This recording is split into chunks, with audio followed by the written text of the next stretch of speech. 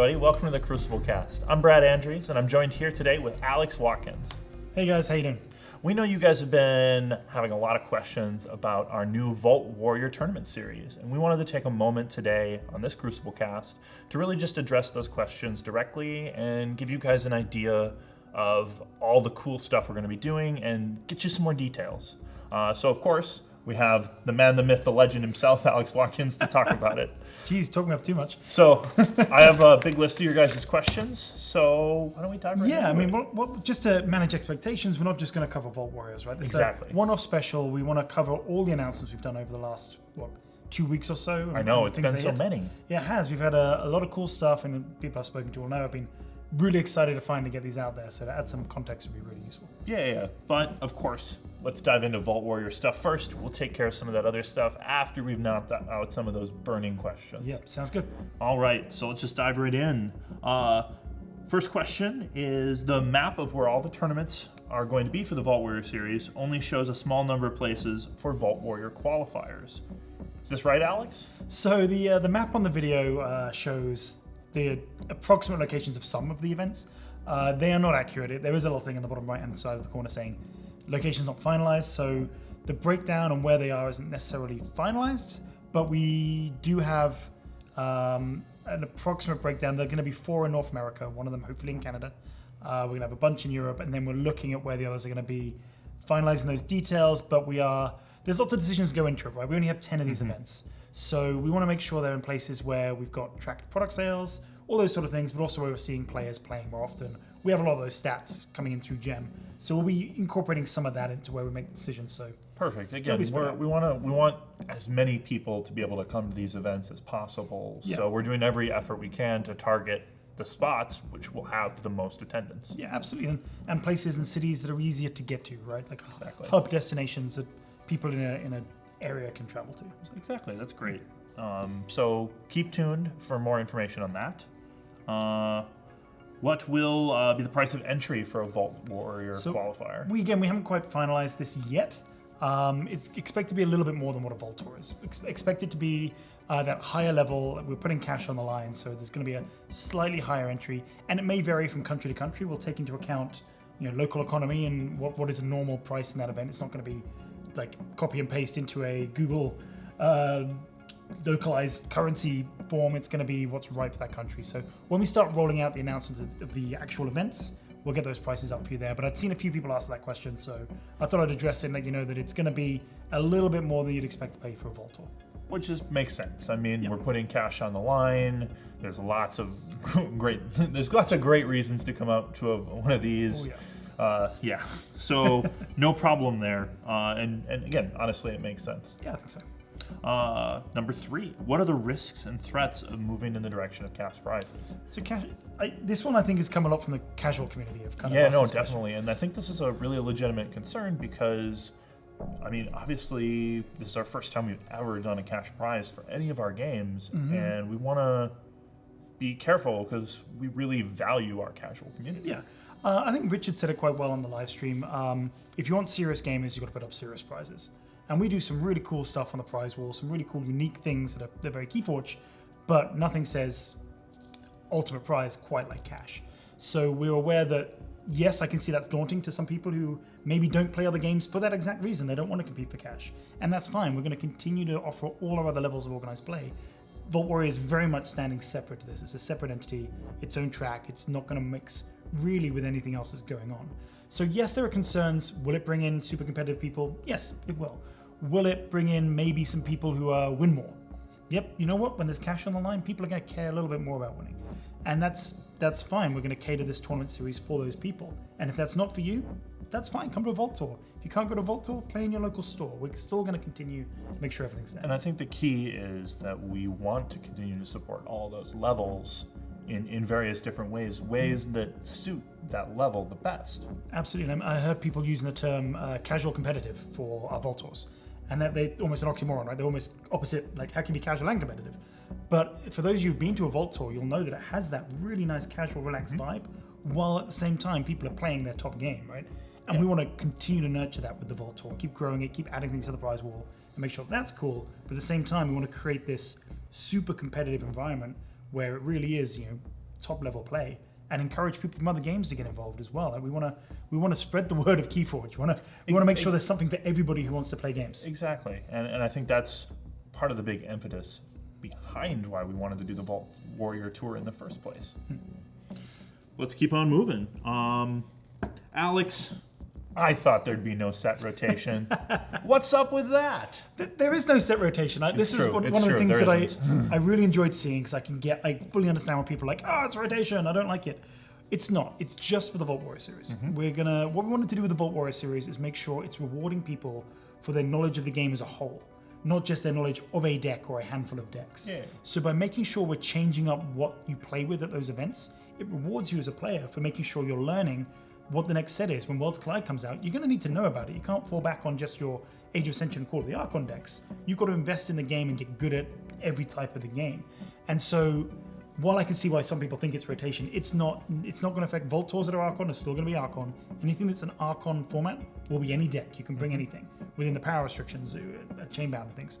But no, it was really important for us to create a dynamic, involving event series that didn't just reward players for one thing, but multiple things, including their knowledge of all the sets. And I think that's so important. Like a true champion, someone that's deserving of these huge prizes that we're putting on the line, should understand the dynamics of Call of the Archons, Age of Ascension, and Worlds Collide. Yeah. Really, if they want to say that they're a true champion, they're going to have to. Absolutely. And I think that it really will bring a lot of depth and variety to these events. I'm really looking forward to it. Right, and if we want to do that, we can't just have all the sets available. It'd be too much, right? We want to. It's one thing to say be good at a set number of sets. It's another thing to say we're going to keep throwing random decks at you, because it could have been an option where we said, you know what, it'll be all sets, but we'll just decide randomly which ones are available. Well, we want to create a series where you can build and grow through it, and that as one falls off, another one comes on. Pseudo rotation, if you like, but it's not quite as scattercannon that it could have been if we just said, hey, we'll just pick 2 or 3 sets each qualifier and see what happens. And I honestly think it will be more fun trying to craft your perfect setup of decks this way. You're going to be looking through multiple different sets, the knowledge required. I think it's a much better test. Yeah, I agree. And we spent a lot of time working on this. This isn't something that we just sat down and went, okay, cash prizes, this is how it's going to be. Good, should we go to the bar? We spent a lot of time working on this, a lot backwards and forwards. I mean, you guys have no idea how many changes were made right up before we announced it. I mean, there was a lot that went into this. Really, again, we just took every single moment we had to think about it critically. Absolutely. On to the next. Alex, what will the player count be at a Vault Tour qualifier? I saw this question, and that really comes down to you guys. And we're going to make sure there's space for a lot of people. Like, if I can, I'll be making sure there's room for up to 1,000 at each of these events. Like, we are going to commit to that hall space, and it's up to you guys to come and show your love for the game and give it a go. I would love to see our events numbers grow with this series above and beyond what Vault Tours are. I'd also like to see Vault Tours grow as well. I think we've got a fantastic game, and we're only going to, by opening up this event series and bringing in different styles of players, our hope is it just brings more people into the game. Yeah. And yeah, so expect us to be committing to pretty big halls. Maybe the numbers won't be there to start off with, but we want to make sure that it's there.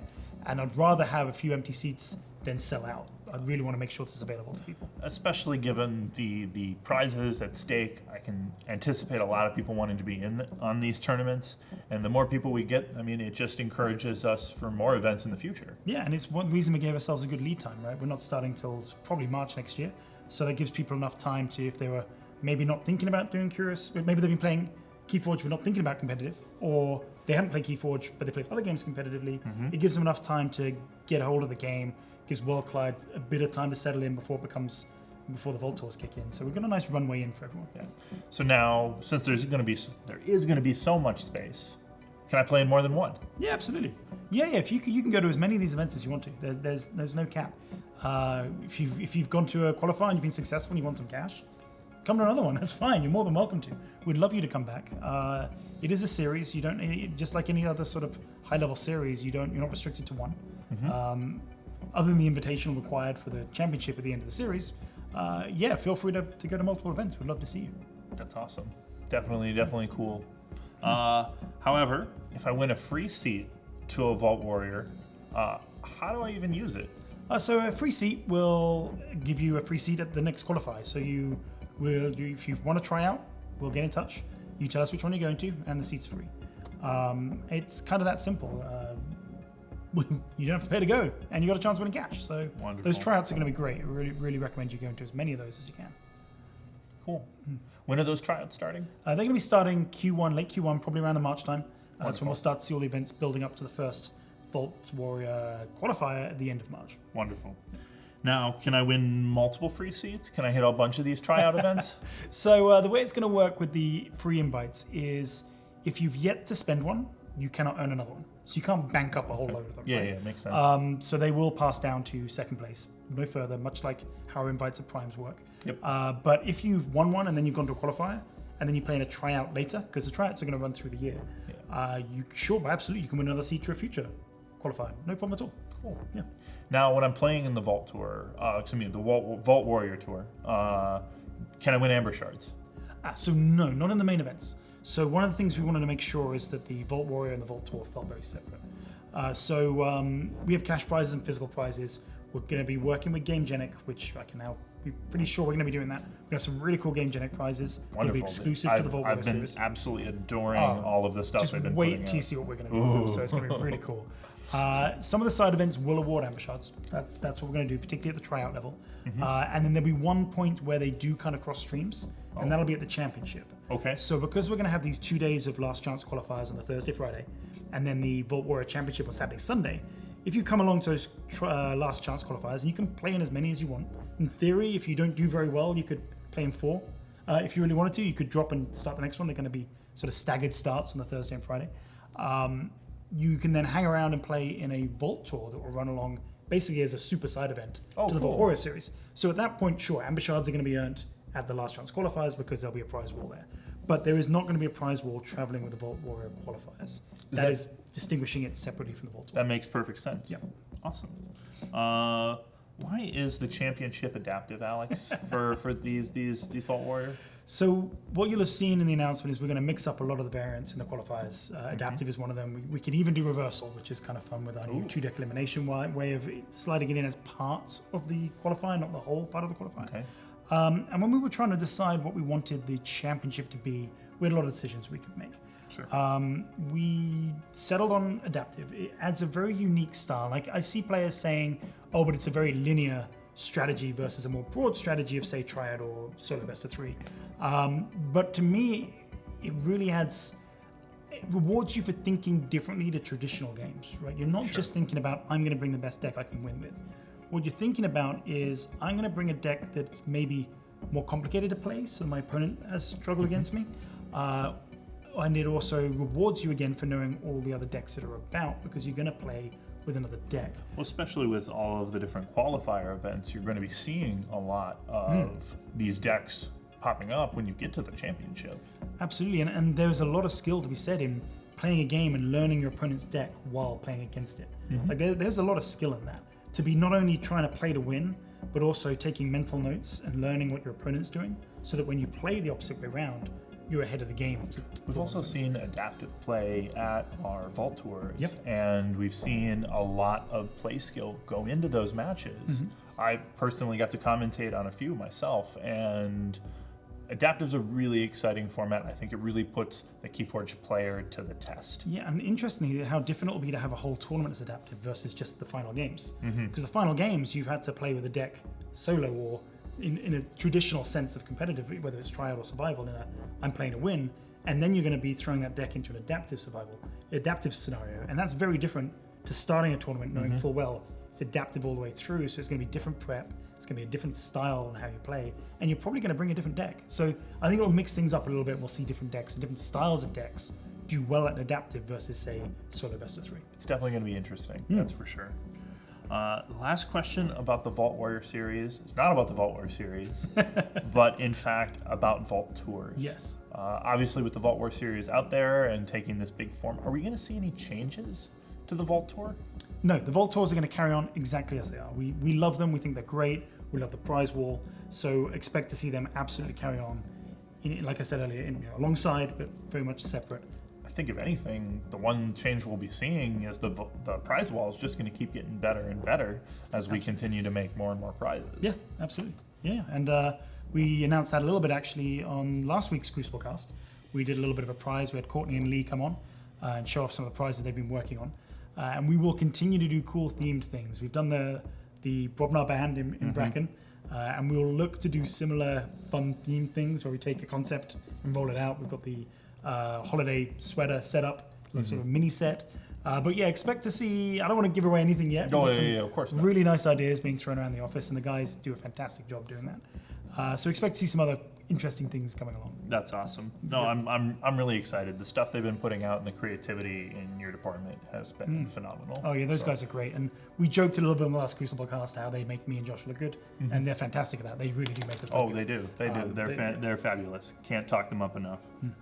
But let's talk a little bit more about Vault Tours and what they mean to our players. I mean, this represents, as we talked about earlier, the casual competitive audience. Yeah. The ones that don't necessarily want to compete for cash, but they want to play to the top level of their ability. And we've seen a lot of great turnout at these Vault Tours. Are we going to continue expanding the countries you're going to be seeing Vault Tours in? Absolutely. People will have criticized us, but also mainly they've noticed that they've been in the US and Europe. And that wasn't by accident. That was, we had, with the prize wall and the way the events were working, this unique game, we put our first events in places where we had control over the events with our teams, employees of our company, manning them, working them. And that with experienced event organizers who run a lot of events. We are absolutely expanding further. We're looking to go further afield. We're working really closely with our offices in South America and within Asia and down in Australia to make sure that we can do something in those countries. So expect to see them being added as well.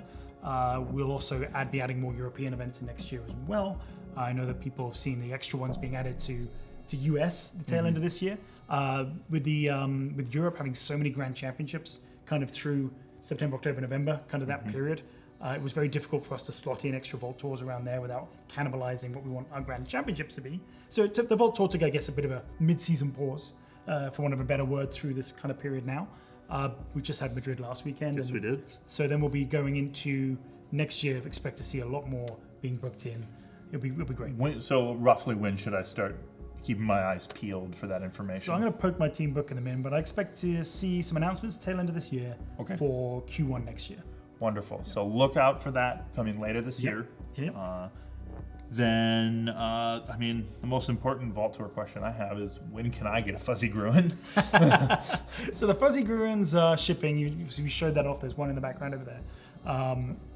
They are in transit. Like they'll probably be early next year by the time they actually hit the prize wall. If we can get them out sooner, then absolutely you'll see them at the ones at the tail end of this year. But part of it is we'll want to make sure they hit the European and American prize wall as close as possible. So I expect to see them early next year. But they're going to be pretty popular, I think. Oh, they're so adorable. People have been lunging trying to steal the couple prototypes we have around in the office. Oh yeah, it's been contentious. Yeah. So you guys are going to want to get your hands on these. Yeah, and like everything on the prize wall, it's a little bit more exclusive and different. They're there till they're gone. Like there is a finite number of these things, right? We'll probably do another plush, but we might not necessarily do another Fuzzy Gruen. So if you really do like that cuddly little Fuzzy Gruen, you probably want to get it before it disappears. Oh, definitely. Brings my next question. Vault Tour leaderboard. Yes. What's the deal? So yeah, we mentioned that a little bit. We talked about the World Championships. If you're in that top 100, I think we're going to cut it off end of March. I need to double check on the exact timings. We like to leave a couple of months before Worlds. Then you've got yourself an invite to the World Championships. Ergo, 2 extra people in your team. So each invite is worth for 3 people.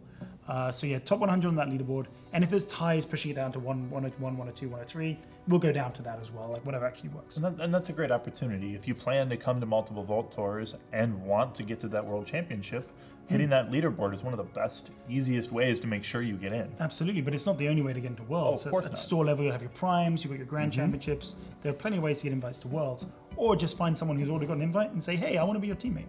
And then, hey, you got yourself an invite to Worlds. And then just be really good at KeyForge. Yeah, be really good at KeyForge and know someone who's got an invite. Perfect. That works as well. Yeah, awesome.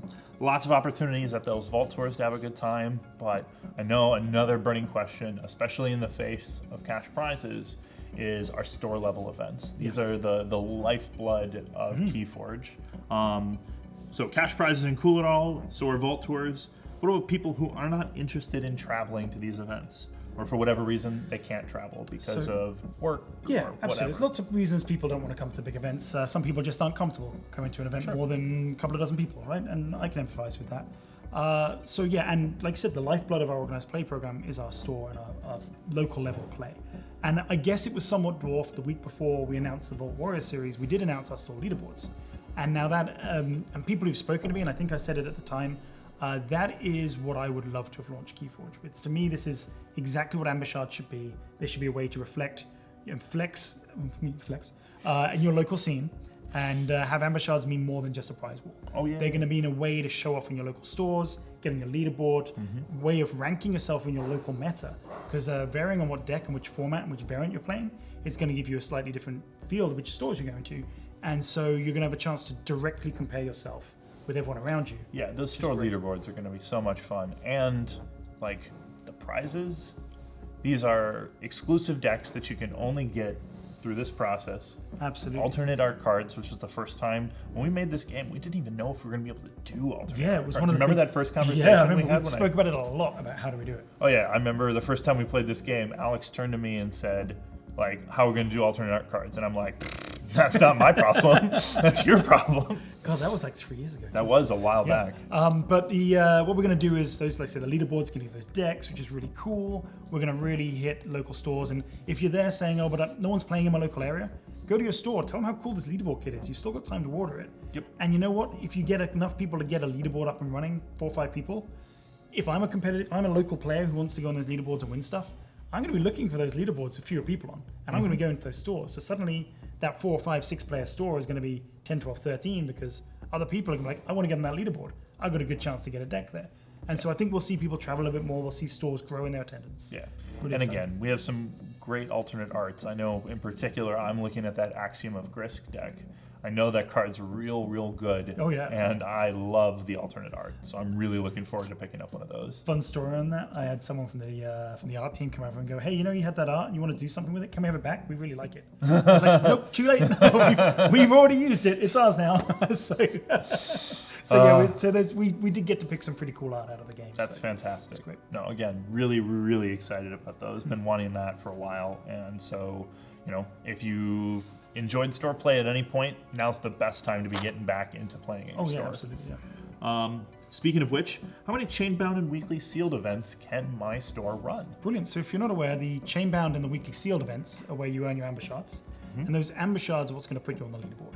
Yep. Okay. And our store will be assigned those 2 event series, and they can run 1 of each a week. So in theory, the store can run 2 events a week: 1 chainbound, 1 weekly sealed. And they could both be sealed as well, because chainbound does have the option to be sealed. So stores are going to be able to customize their offering to their players. They don't have to run both of them a week. They can run alternates. They can run 1 every other week. They can, however they feel is the best way for their player base. We'd encourage them to go out and do that. But they've now been assigned, so stores should have had their emails to say, you can now schedule your weekly sealed. Yeah. So that's now in the system, which is great. So stores can go crazy with those.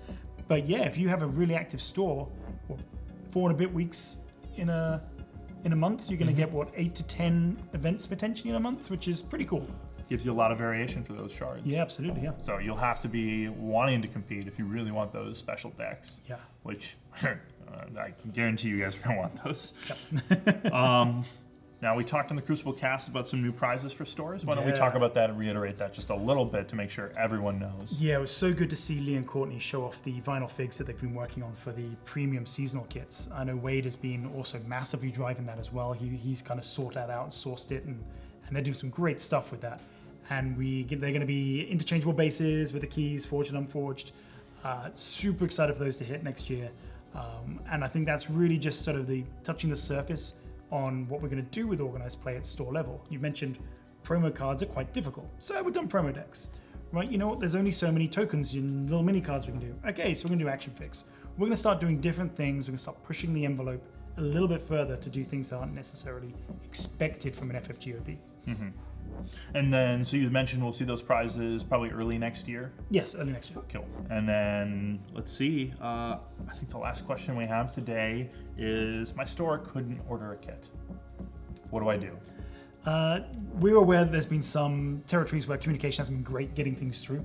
We are working on that from the inside. We are talking to all our partners within the business, make sure they have everything they need to sell kits to stores. So if your store hasn't, get them to get in touch with their distributor. Make sure they're talking to them, because we will make sure that if a store needs kits and wants kits, we'll find a way to get them to them. So just keep doing that. That's great. Again, I think there's some really amazing opportunities for these KeyForge players out there. I'm really excited for all the stuff coming up. It's beyond my wildest dreams, really. And so I can't wait to see you guys out at events. Alex, any closing words on these tournaments? No, just I'm going to be trying to get, now I've moved over to the US properly, settled down a little bit. I'm going to be doing my best to get out to more events in the US. I've been to a lot in Europe, but I've only been to Gen Con in the US. That was the only Vault I've been to. So expect to see me popping up an event or two with a challenge deck. I've even got a particularly special challenge deck that I will only use when someone has found the card that's in it themselves. Okay. So a little hint of what might be in there. Oh yeah, and it may or may not have been signed by a famous game designer. So maybe if you challenge me at that one and beat me, I might be willing to part with it. So keep an eye out for me at events. I may have some pretty cool decks that I'll be giving away to people who beat me. That's fantastic. Yeah. Well, guys, thank you so much for joining us. As always, follow us on Instagram, Twitter, and Facebook. All those links are down in the doobly-doo. You can send all your rules questions to kfrules@fantasyflightgames.com. Thank you guys so much for joining us, and we'll see you guys next month. Thanks, guys. Bye.